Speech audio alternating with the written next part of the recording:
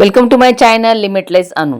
महाबोधि धरना आंदोलन से क्रांति भूमि पुणे में आज माननीय आकाश लामा और परम पूज्य भंते डॉक्टर चंद्रकीर्ति पुणे पधारे हैं।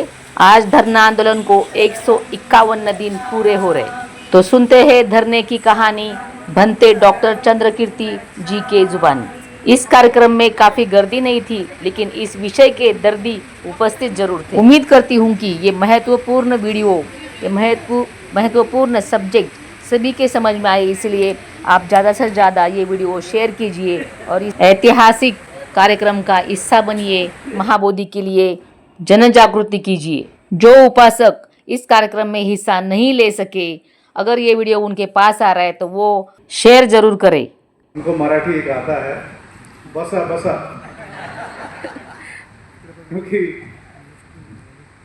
धरने का आज 151 दिन है बोधगया में।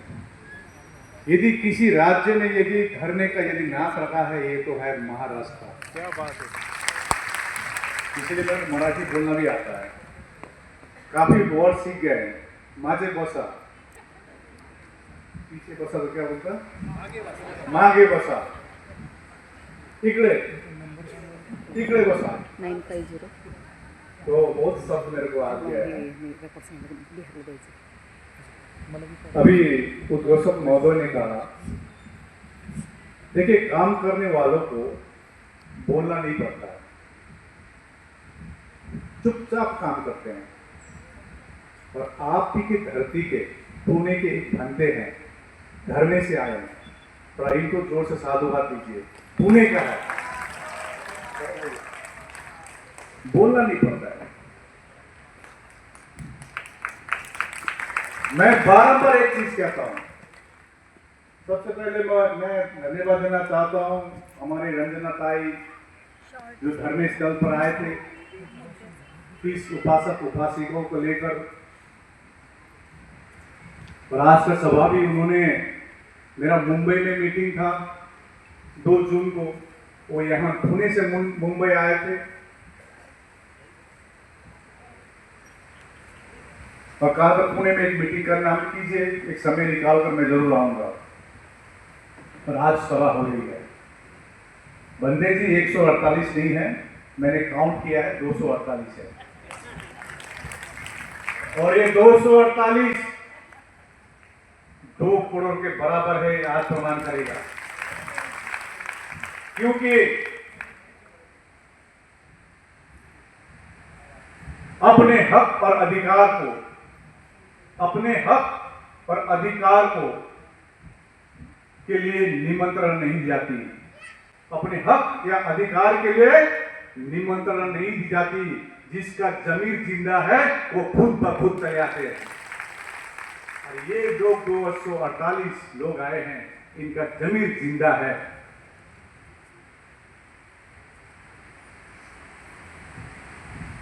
आज जो डाइस में बैठे हुए हैं, इनका जमीर जिंदा है। भंते जी आए बोधगया से, धरने से, इनका जमीर जिंदा है। जो बाहर का सुनता है वो बिखर जाता है, जो अंदर का सुनता है वो खुद ब खुद देखे जीत जाता है। और हम लोग जीतते रहेंगे।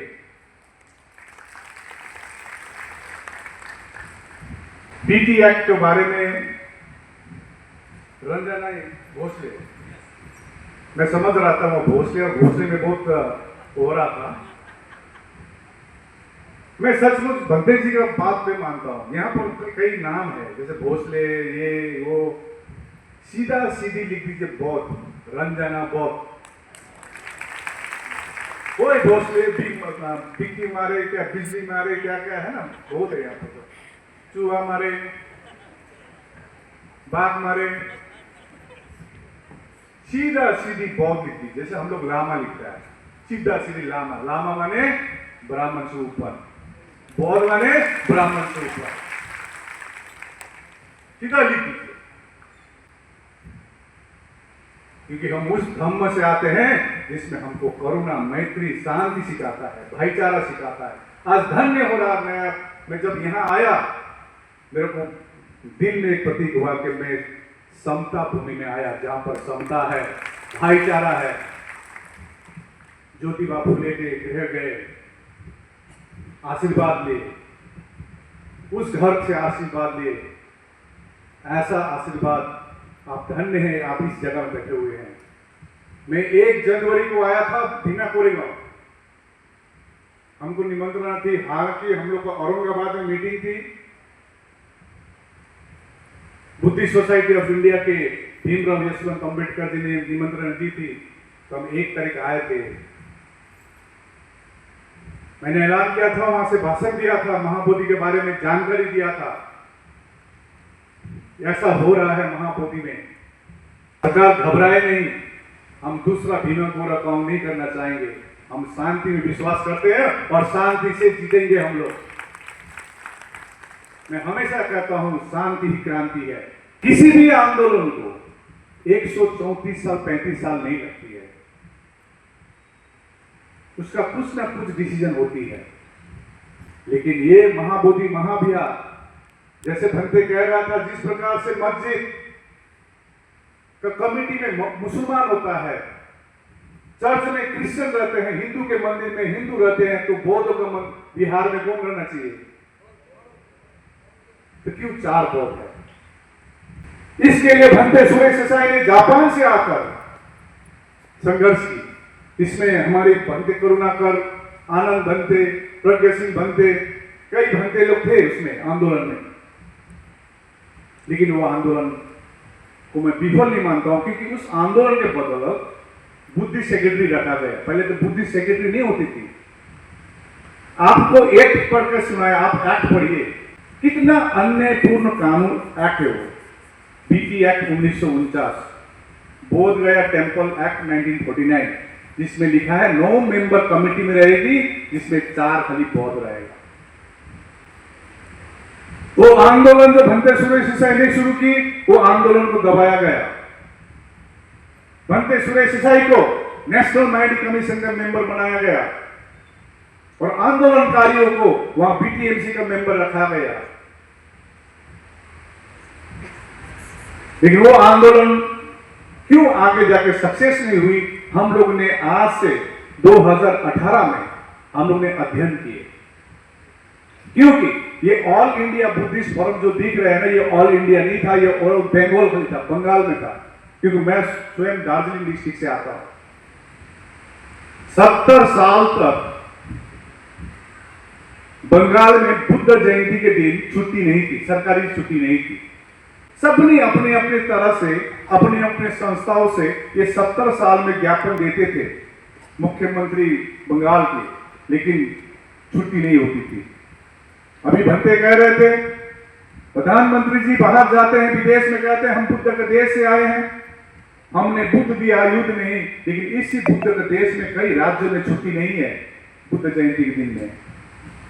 हम लोग ने कोशिश किया और ये ऑल इंडिया बुद्धिस्ट फोरम 2015 को बनाए। मैंने नौकरी छोड़ा, सब संगठन को एक सूत्र में बांधने का कोशिश किए और 2 साल के अवधि पर वहां पर हम लोग ने छुट्टी का हम लोग सफलता प्राप्त की 2 साल के अंदर। और मैं हमेशा कहता हूं, जब छुट्टी हुई कई संस्था आए और कहने लगे हमने किया, हमने किया, हमने किया। और आकाश लामा और ऑल इंडिया बुद्धिस्ट फोरम ने कहा ये जो हम लोग सफलता हुई ये हमारी एकता के लिए हुई थी, एकता के लिए। और इसी एकता से महाबोधि महाविहार भी मुक्त करके दिखाई गए इसी 2025 में।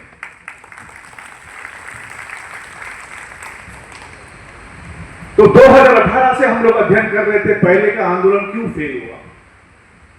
2012 में हमारे क्षेत्र से वांगदी सिरिंग भूटिया, अभी तो गुजर गए हैं, अभी 2-3 साल हुए हैं, हमेशा कहते थे हमको लामा जी कुछ कीजिए, आप कर सकते हैं, आप लोग को जोड़ सकते हैं। लेकिन मैं एक छोटा सा जगह से आता हूं और चेहरा भी जानते हैं कैसा है। अभी आपका पुणे का एक कोई कह रहा था आर यू फ्रॉम चाइना, हम उसको क्या बोले, चाइना बोले, जापान बोले, थाईलैंड बोले, क्या बोले भगवान जाने। ये तो सबसे बड़ा चेहरा मेरा चैलेंज था यहाँ तो मेनलैंड में। ये हिंदी कैसे बोल लेता है, नागपुर में मेरे को जापानीज बोला था। मैं जब ये भंते सुरेश साई ने जब ये दीक्षा भूमि में उन्होंने निमंत्रण की थी चीफ गेस्ट के लिए 12 अक्टूबर में इस 2024 में, तो जो भी है चैलेंजेस रहता है, तो हम लोग ने भारत भ्रमण की और बोध गया में मीटिंग की। कई ने कहा दिल्ली में मीटिंग करना है, कोई कहा दार्जिलिंग में, कोई कलकत्ता में, कोई नागपुर में बोल रहे थे। मैंने बोला नहीं, बोध गया में, क्योंकि घाव जहां है वहीं मलहम लगाना पड़ेगा। इसलिए बोध गया में हम लोग ने मीटिंग की, सभी संस्थाओं को इनवाइट की, जितने जितने संस्था है सभी को, और इसमें प्रमाण है। ये फोन मेरा 3 साल पुराना फोन है। कोई आ रहे हैं, कोई नहीं आ रहे, तो यदि नहीं आता यहां पर प्रमाण है। सभी को निमंत्रण है। इसी बीच नेशनल माइंड कमीशन के जो हमारे बुद्धिस्ट मेंबर रिंचिन लामो जी, जो लद्दाख से, अभी तो उनका दिसंबर में टेन्योर खत्म हो गया, उनको निमंत्रण है की। नेशनल माइंड कमीशन में मीटिंग की, इकबाल सिंह लालपुरा जी जो चेयरमैन नेशनल माइंड कमीशन के, स्टेट माइनॉरिटी कमीशन से मीटिंग की। तो हम लोग ने 26 नवंबर संविधान दिवस के उपलक्ष्य में 2023 में हम लोग ने शांति रैली का ऐलान किया। 50,000 बौद्ध आए, उसके बाद संघर्ष चलते रहे, बहुत ज्ञापनें दी। फिर 17 सितंबर 2024 में पटना में फिर बड़ा रैली हुई, 530 मेमोरेंडम सरकार को दी गई। उसी दिन 40,000 सिग्नेचर लेकर सरकार को दी गई, लेकिन सरकार मौन है। फिर यहां पर औरंगाबाद में हम लोग ने नेशनल मीटिंग की, उसके बाद फिर मुंबई में की, दिल्ली, पूरे भारत में सभी संगठनों को जोड़ने का कोशिश किया। इसीलिए मैं हमेशा कहता हूं all India Buddhist forum and all Buddhist organisation, सब ऑर्गेनाइजेशन है। तो हमारे पास कोई उपाय नहीं थी, तो हम लोग ने ऐलान कर दिया 12 फरवरी माघ पूर्णिमा के दिन से हम लोग धरने अनशन करेंगे, अनशन में बैठेंगे। जैसे हम लोग ने अनशन का ऐलान किया, उधर एक पेपर में एक कटिंग आउट होती है कि महाबोधि महाविहार में कोई प्रिंस खान है, तो प्रिंस खान बम से उड़ा देगा बोल के एक पेपर में आया। जब प्रिंस खान को पूछा गया तो प्रिंस खान धनबाद के, उन्होंने कहा हमने कैसे मेल किया नहीं है बीटीएमसी को, डराने की कोशिश किया गया। लेकिन मैं कहना चाहता हूं, यहां शायद कोई सरकार के लोग भी बैठे हैं, हम किसी के हक अधिकार नहीं मांग रहे, किसी के जो चीज है वो नहीं मांग रहे। हम तो ये मांग रहे हैं कि हमारी सबसे पवित्र जगह है महाबोधि महाविहार, संसार को मालूम है तथागत बुद्ध ने वहां पर ज्ञान प्राप्त किया है, सम्राट अशोक ने बनाया है, वहां पर कमेटी में पूरा पूरी बौद्ध हो और जो बीटी एक्ट 1949 हो पूरा पूरी निरस्त किया जाए, ये हमारी मांग है। आप सरकार को बता दीजिए, हम मुसलमान के भी हक में अधिकार नहीं मांग रहे, हिंदुओं के हक अधिकार नहीं मांग रहे, क्रिश्चियनों के नहीं मांग रहे, हम अपना हक अधिकार मांग रहे हैं। आप यदि विष्णु का अवतार मानते हैं तो विष्णु का मंदिर में एक भी बुद्ध का मूर्ति दिखा दीजिए, बस हम मांग छोड़ देंगे। एक भी हिंदू का मंदिर में आप भगवान बुद्ध का मूर्ति दिखा दीजिए, हम मांग को त्याग देंगे। हम समानता में विश्वास करते हैं, हम झगड़ा करने नहीं आए, हम कोई जाति के खिलाफ में नहीं है, हम कोई धर्म के खिलाफ में नहीं है, हम तो अपना हक अधिकार मांग रहे हैं। अनशन में बैठना पड़ रहा है, 134 साल हो चुकी है। इस बार पार्लियामेंट में बात की, धन्यवाद देंगे चंद्रशेखर आजाद जी को जो भीम आर्मी से उन्होंने फर्स्ट बात उठाई वहां पर पार्लियामेंट में। इसी प्रकार वर्षा गायकवाड़ जी ने, अन्य जितने भी हमारे उपेंद्र कुशवाहा जी ने आवाज उठाई पार्लियामेंट में, विधानसभा में बात उठाई गई, सतीश दास जी ने उठाई, इस पर सत्यदेव राम जी ने, कई विधायकों ने बिहार राज्य में मतलब विधानसभा में बात उठाई, महाराष्ट्र में हमारे डॉक्टर नितिन राउत जी उन्होंने आवाज उठाई, कई विधायक ने बात उठाई, धन्यवाद देना चाहेंगे। और बाकी जितने भी हमारे एमएलए एमपी है, इनसे अनुरोध करना चाहेंगे, आप जिस पद में बैठे हैं, देखिए पार्लियामेंट में 133 एमपी है, एससी एसटी ओबीसी, यदि 133 आवाज उठाएगी काली जाकर पीटी एक निरस्त होगा। उनसे अनुरोध करना चाहते हैं, आप जो पद में बैठे हैं आंख बंद कीजिए, एक व्यक्ति आपके सामने आएगा, वो व्यक्ति का नाम है महापुरुष बोधिसत्व भीमराव अंबेडकर के बारे में सोचिए। उनके बदौलत भी आप वो पोस्ट में बैठे हुए हैं और आवाज उठाइए कि हम आज पुणे के मन से अनुरोध कर रहे हैं आपको। मैंने कहा ना, अपने हक या अधिकार के लिए निमंत्रणा नहीं दी जाती है, जिसका जमीर जिंदा है वो खुद ब खुद चले आते हैं।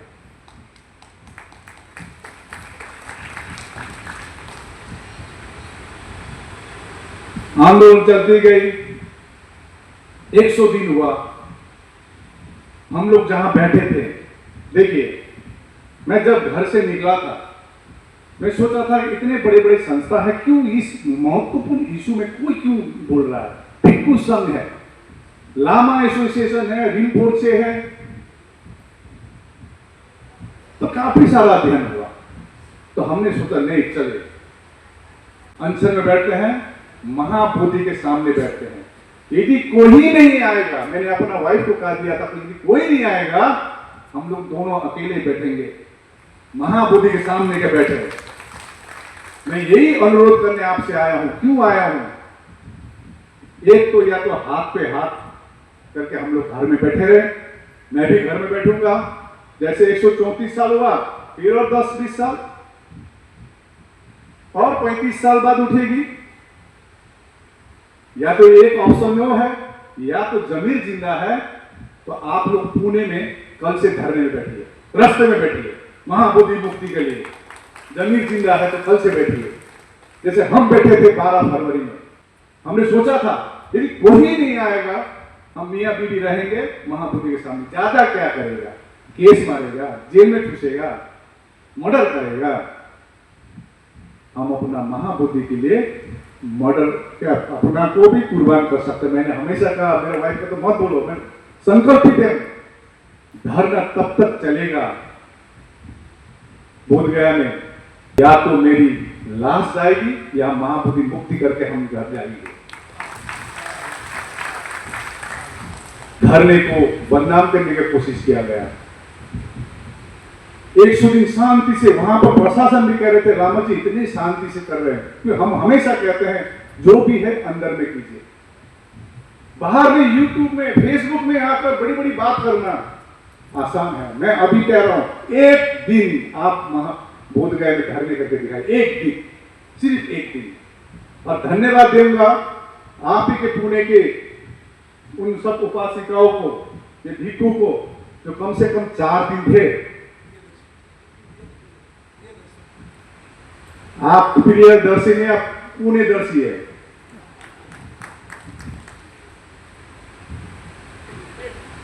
प्रियदर्शी नहीं है, क्या है? पुणे दर्शी। देखिए आप लोग हंसते क्यों नहीं है, समझ नहीं आ रहा। बिहार में भी ऐसे बोलते हैं, सब गंभीर। अरे हमारे धम्म सिखाते हमको खुश रहना, जैसा भी परिस्थिति हो हम खुश रहे, समझे ना, खुश रहे जैसे परिस्थिति हो, हंसिए, हैप्पीनेस। हमारे धर्म वो सिखाते खुशी, इतनी छोटी सी चीज है कभी खुश रहो, दुखी मत रहो। वैसे नहीं, नमस्कार चाचा, खुश रहो, खुश रहो, सब खुश जाते, खुश रहो, खुश रहो। वैसे खुश नहीं, अंदर का खुशी, अंदर का खुशी होना चाहिए।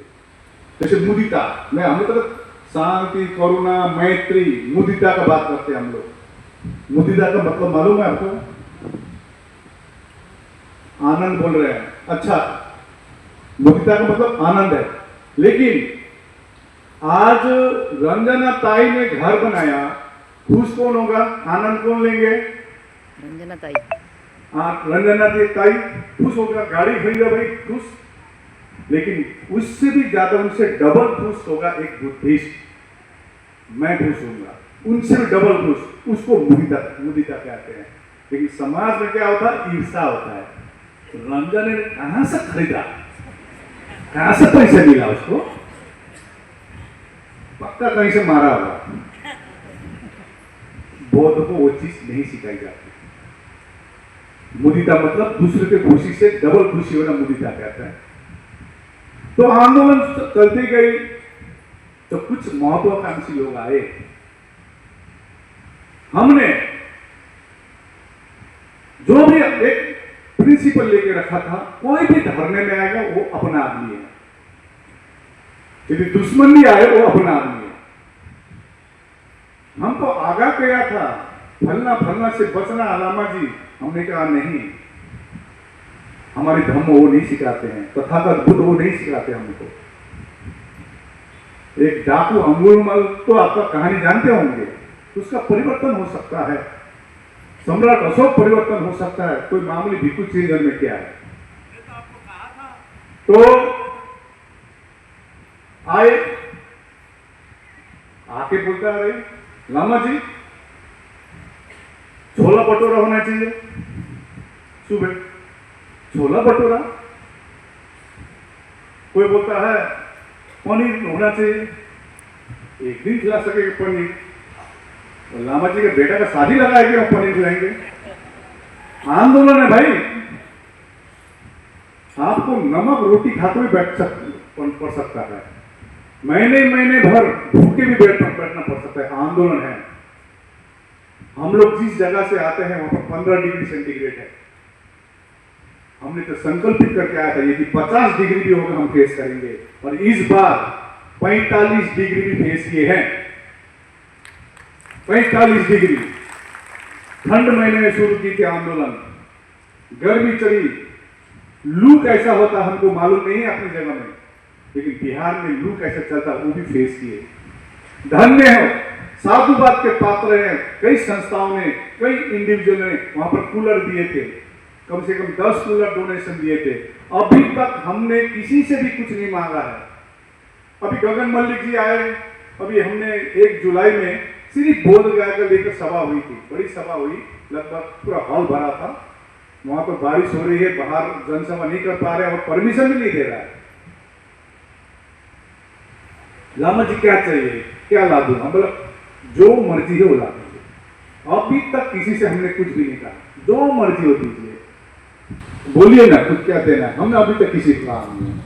वो बेचारा ने छत्ती लेके आया था सभी भिक्षुओं को, लेकिन एक व्यक्ति है वो लिख रहा फेसबुक में लामा और गगन मल्लिक तो आरएसएस का एजेंट है। कमाल है, जो मुंह में है वही लिख देता, और हमारे लोग मान भी लेते हैं।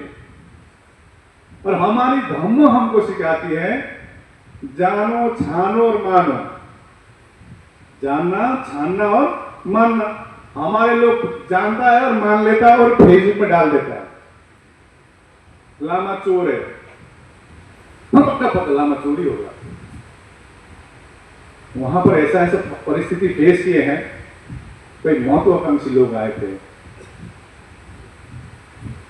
अभी 8 टुकड़ा बताया ना, मंत्री जी ने कहा ना 8 टुकड़ा हो गया, लेकिन लामा अभी भी डटे हुए हैं। लामा के फुल टीम डटे हुए है वहां पर।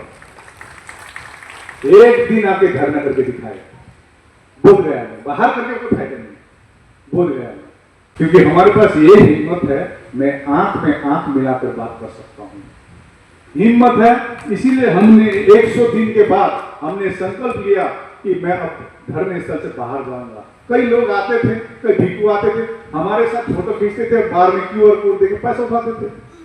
बालाघाट से कई क्षेत्रों से मेरे पास वीडियो आया कि रामा जी पैसा मिला आपको धरने में। हमने कहा नहीं मिला। किसको दिया? फलना को दिया। अब उनसे फलना से रिसीट मांगी, कुछ नहीं कहा। आज तक 2 महीना देखे, 16 मई से आज 12 जुलाई हो चुका है, 2 महीना। प्रशासन का दबाव तो है ही है वहां पर, मौसम का दबाव दूसरी बात, तीसरा दबाव है अपना आदमियों से दबाव। इसीलिए मैं कहना चाहता हूं दुश्मन बाहर नहीं है, दुश्मन अंदर है। इसीलिए 134 साल लग रही है। और हमारे जिसके साथ लड़ाई है, जिनसे हमारी जो संघर्ष है, वो हमसे काफी चालाक है। कल एक व्हाट्सएप में देखा, फलना 3%, फलना 3%, फलना 3%, ऐसे करते 15% फलना और फलना इतना 85%। 85% कौन है? कौन है? तो इंटरेक्टिव वही कौन है? बहुजन 85%। अब फलना 3% और हमारी जो संघर्ष है वो 3% से है, काफी ताकतवर है हमसे। दिमाग में वो कभी भी डायरेक्ट अटैक नहीं करते हैं, वो हमारे लोगों को काम पे लगा दी जाती है, हमारे लोगों को काम पे लगाते हैं। एक भंते के बारे में बात कर रहा है बार बार, रामा ने जेल में डाल दिया, तो प्रमाण दिखाइए। उनको तो निकालने की कोशिश की गई है। उस रात को यदि बात सुनते तो आज बाहर होता, जिस प्रकार से विलास रात बाहर है बनते प्रियो, क्योंकि वहां एफआईआर में जो अनुज कुमार गुप्ता ने एफआईआर दिया उसमें 4 लोगों का नाम है। अगला दिन हमारे एडवोकेट ने कोशिश किया, तो क्या बात हुआ मैं सुनाऊं थोड़ा, इसमें सुनना चाहेंगे? क्या बात हुआ सुनना चाहेंगे? हाथ उठाएंगे ना, पूना में खाता नहीं कोई आदमी, सुनना चाहेंगे? हमने उस रात को देखा, हमने हमेशा कहा था जो भी करना घर में करना, बाहर नहीं, बाहर नहीं, हीरोगिरी दिखाना बाहर नहीं। कई ने एक जाति पर अपशब्द बोलता था, ब्राह्मण ब्राह्मण ब्राह्मण। मैं बोलता प्लीज ब्राह्मण के बारे में बात मत कीजिए, क्योंकि ब्राह्मण दोस्त मेरा भी है, छोटा का दोस्त है, साथ में पड़े हैं। हम किसी धर्म के खिलाफ में, जाति के खिलाफ में नहीं है। हम लोग अपना हक अधिकार किस प्रकार लेना है, ये इसमें काम करना है। उस रात को यदि बात सुनती अभी बाहर होता, और अभी वो तो बड़ा केस नहीं है ना, अभी भी 2 महीने से अंदर है, बीच में विड्रॉ हुआ। विड्रॉ क्यों हुआ मैंने अपने एडवोकेट को पूछा, तो विड्रॉ को उन्होंने कारण भी दिखाया, ये कारण विड्रॉ हुआ। तो छोड़िए, क्योंकि अभी बंदे जी कह रहे थे कुछ समय ज्यादा हो गया क्या? बंदे जी कह रहे थे लामा ऑफिस के पीछे, पीटी एक्ट के पीछे, और कुछ लोग लामा के पीछे, कुछ लोग। हमने एक बुद्धिजीवी, दिल्ली के बुद्धिजीवी को बोला आप 9 तारीख आइए, फन्ना फन्ना के साथ बैठेंगे बोधगया में, दिल्ली में नहीं बैठना है, बोधगया। अभी आप मैं बता रहा हूं, अभी 1 जुलाई से मतलब धरना सभी जगह शुरू हुई, आपको मालूम है ना? हाँ। नागपुर में हो रही है, छत्तीसगढ़ में हो रही है, मध्य प्रदेश में हो रही है, पूरे देश में, उत्तर प्रदेश, संकीसा, सभी जगह में हो रही है, जहां जहां मैं गया सब जगह हो रही है। और कल से शायद आप लोग भी करेंगे, मैं शायद जोड़ रहा हूं,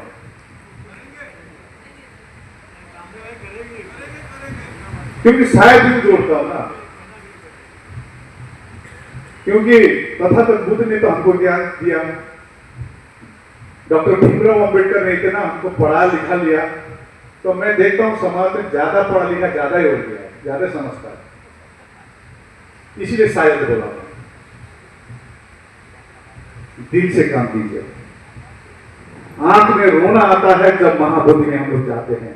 किसी का हिम्मत नहीं था आवाज उठाने के लिए, एक आकाश लाभा ने आवाज उठाया, ये इतना मानना पड़ेगा। किसी का हिम्मत नहीं था, आंख के सामने हमारे भगवान को 5 पांडव शिवलिंग का स्थापना कर देना, आप देखते हैं ना, किसी का हिम्मत था। मैं कभी कभी एक अकेला बैठता हूं तो कम से कम मैं आंख बंद करके सोचता हूं कि हम सक्सेस हैं, कम से कम सक्सेस है, क्योंकि लोगों को पीटी एक्ट 1949 क्या है मालूम नहीं था। आज घर घर में, गांव गांव में, जिले जिले में मालूम है पीटी एक्ट 1949 क्या है। इसमें सक्सेस है, इस टारगेट में सक्सेस है। अगला टारगेट है पीटी एक्ट 1949 को निरस्त करना, और हम 2025 के अंदर निरस्त करके ही रहेंगे, इतना करेंगे आपके साथ।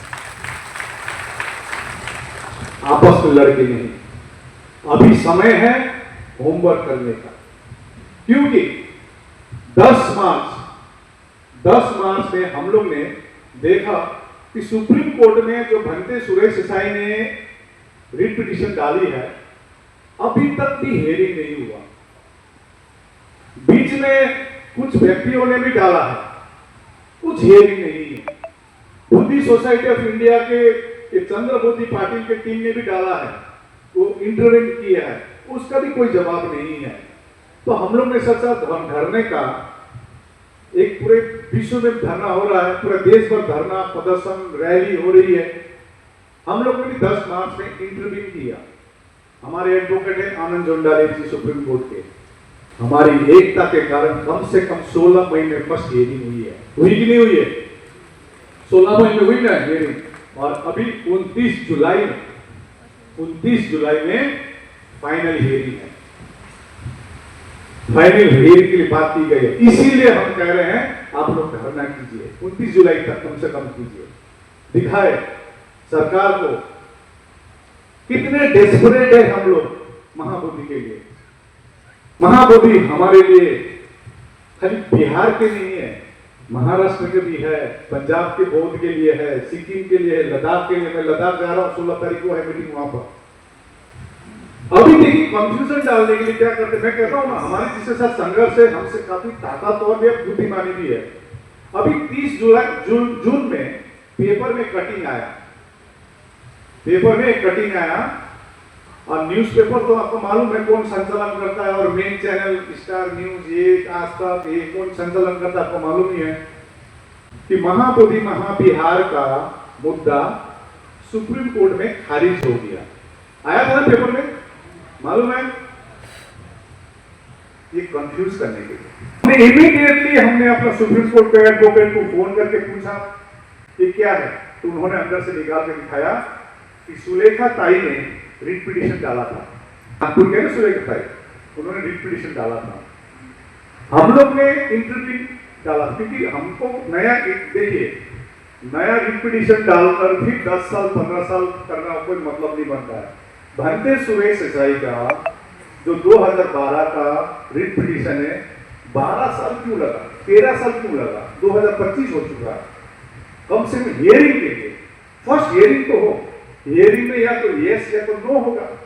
यस होगा तो हम खुश रहेंगे, यदि नो होगा तो हम लोग आगे अपना आंदोलन बढ़ाएंगे।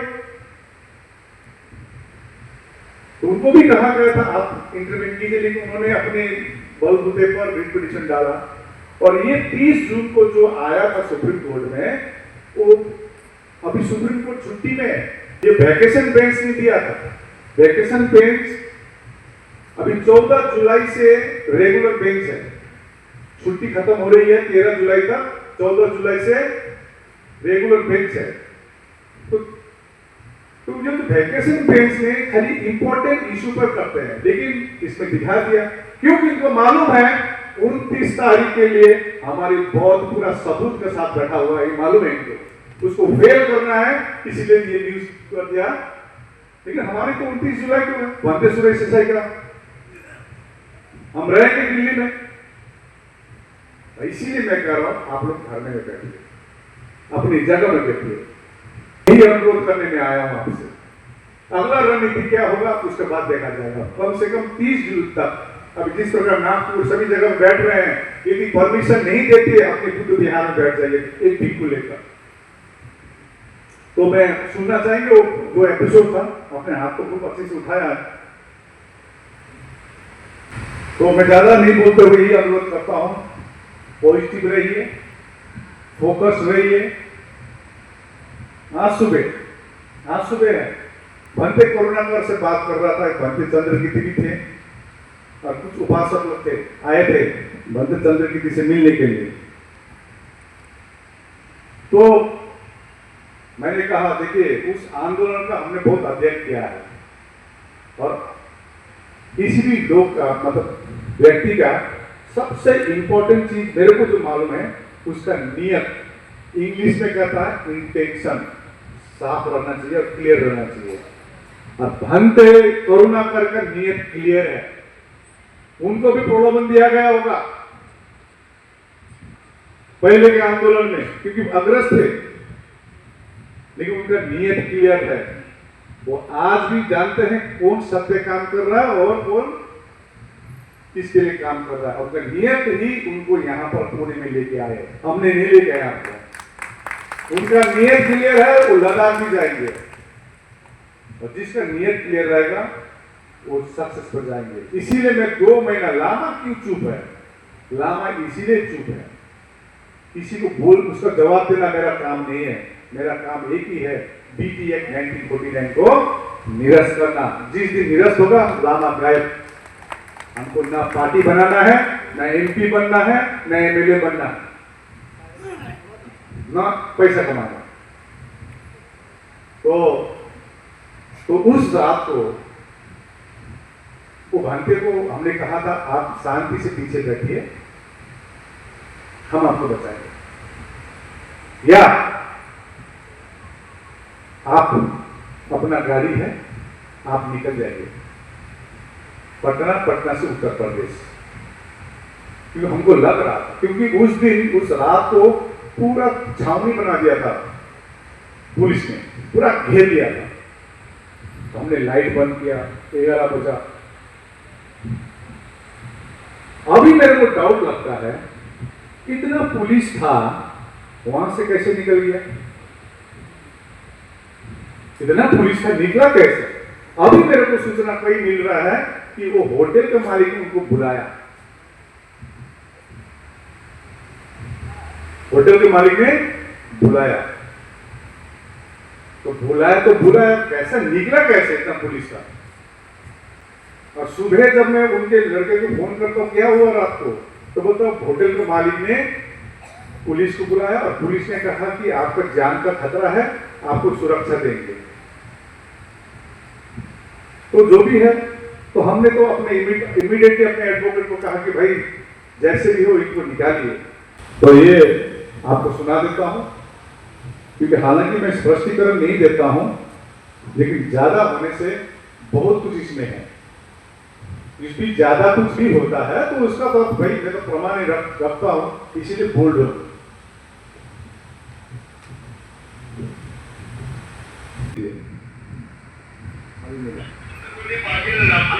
मैं उनके साथी हूँ, बुद्धिस्ट सोसाइटी का ट्रस्टी चेयरमैन।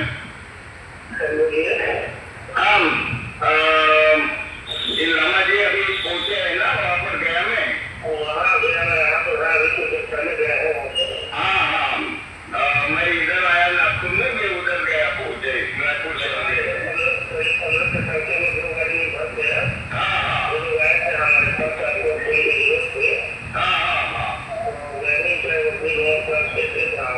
अच्छा अच्छा,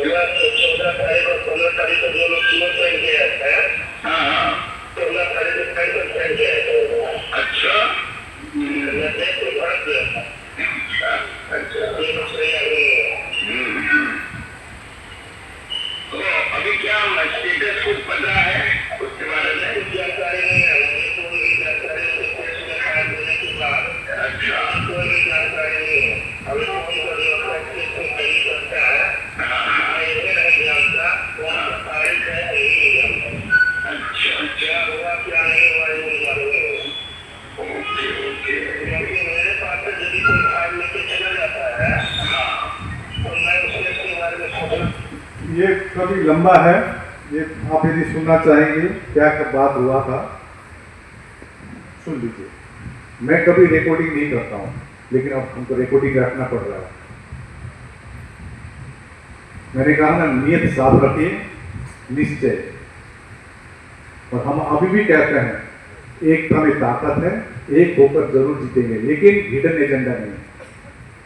कुछ हिडन एजेंडा हमको मालूम चल रही है। एक साथ लड़ेंगे, जरूर जीतेंगे। तो आप सबसे यही अनुरोध करने आए हैं पुणे में, समता भूमि में, कि आप धरना स्टार्ट कर दीजिए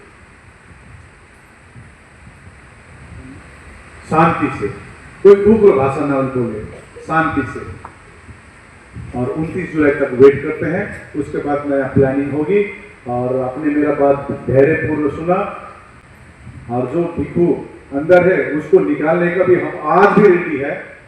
हमारे एडवोकेट के पास अभी भी पावर है, मतलब ये क्या बोलता है, वक़्तनामा दिया था पहले, लेकिन आकाश लामा को अप्रोच नहीं करते हैं, क्योंकि आंदोलन को विफल करना है।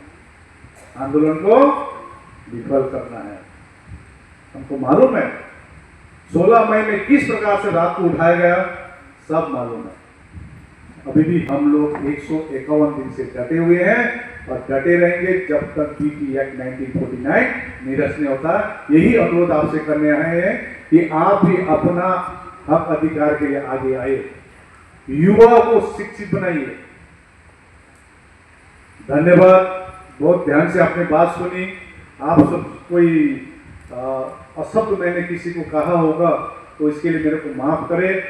आप सभी को बहुत बहुत साधुवाद, बहुत बहुत सर्वमंगलम। शुक्रिया लामा साहब जी।